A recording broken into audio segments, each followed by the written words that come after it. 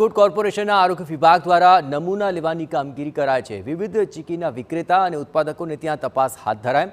10 વેપારીઓને ત્યાંથી નમૂના લઈ લેબોરેટરીમાં મોકલવામાં આવ્યા છે। ચીકીની સાથોસાથ તલના લાડુ અને કચરિયાના પણ નમૂના લેવામાં આવ્યા। તો આખરે તહેવારોના સમયની અંદર ચીકી અને તલની વિવિધ બનાવટો લોકો વધુ આરોગતા હોય છે। એ વખતે તેમાં ભેળસેળ ન થાય તે માટે આરોગ્ય વિભાગે આ અલગ અલગ એકમોની અંદર નમૂના લીધા છે। ચીકીની સાથોસાથ તલના લાડુ અને અન્ય તલની બનાવટના નમૂનાઓ પણ લેવામાં આવ્યા છે। ઉત્તરાયણ પહેલાં આખરે આરોગ્ય વિભાગ એક્શન મોડ પર આવ્યું છે અને ચીકીના વિક્રેતા અને ઉત્પાદકોને ત્યાં આ તપાસ હાથ ધરાય છે। આ તપાસ દરમિયાન આખરે જો કશે પણ ભેળસેળ જણાશે તો તેમની સામે કાર્યવાહી દંડનાત્મક રીતે કરાશે। 10 વેપારીઓને ત્યાંથી આ તપાસ અર્થે નમૂના લેવામાં આવ્યા છે।